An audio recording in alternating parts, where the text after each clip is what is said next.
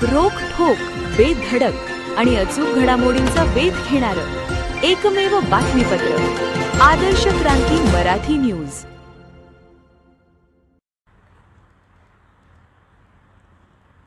विलास घुले हत्येप्रकरणी केज तालुक्यात जनआक्रोश। हत्येच्या निषेधार्थ केज शहर दिवसभर कडकडीत बंद।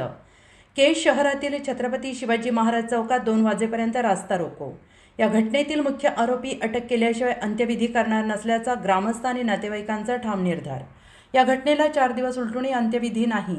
रात्री उशिरापर्यंत मृतदेह पोलीस स्टेशनच्या दारात। केज तालुक्यातील टाकळी येथील विलास घुले निर्घृण हत्येच्या निषेधार्थ काल केज शहर कडकडीत बंद करण्यात आले आहे। तसेच शहरातील छत्रपती शिवाजी महाराज चौकात सकाळी 10 वाजल्यापासून ते दुपारी 2 वाजेपर्यंत रास्ता रोको आंदोलन सुरू होते। सदरील घटनेच्या निषेधार्थ छत्रपती शिवाजी महाराज चौक आणि टाकळी फाटा येथे 4 ते 5 वेळा रास्ता रोको आंदोलन आणि ठिय्या आंदोलन करण्यात आलं आहे। केज तालुक्यातील टाकळी येथील विलास घुले यांच्या खून प्रकरणातील सर्वच आरोपींना तात्काळ अटक करून फाशीची शिक्षा द्यावी, ॲट्रॉसिटी ॲक्ट अनुसार गुन्हा दाखल करण्यात यावा यासह विविध मागण्यांसाठी काल दिनांक 23 जून मंगळवारी रोजी केज शहर कडकडीत बंद ठेवून छत्रपती शिवाजी महाराज चौकात सकाळी 10 वाजल्यापासून रास्ता रोको आंदोलन करण्यात आले। हे आंदोलन दुपारी 2 वाजेपर्यंत सुरू होते आणि यावेळी मोर्चात आलेल्या महिलांचा आक्रोश पाहायला मिळत होता।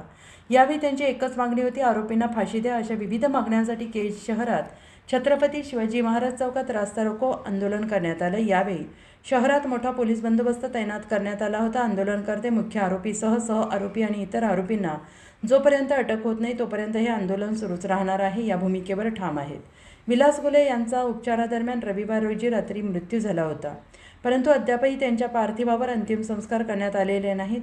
केज शहर बंद आणि छत्रपती शिवाजी महाराज चौक येथील रास्ता रोको आंदोलनामध्ये व्यापारी, विविध संघटना, पक्षाचे पदाधिकारी, कार्यकर्ते, शहरातील नागरिक, टाकळी ग्रामस्थ, महिलांसह नातेवाईक, मित्रपरिवार सहभागी होते।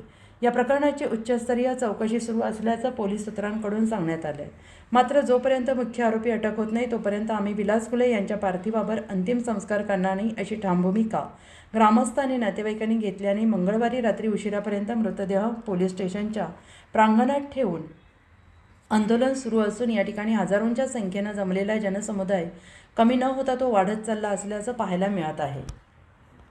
आदर्श क्रांती मराठी न्यूज चॅनलला लाईक करा, शेअर करा आणि सबस्क्राईब करा।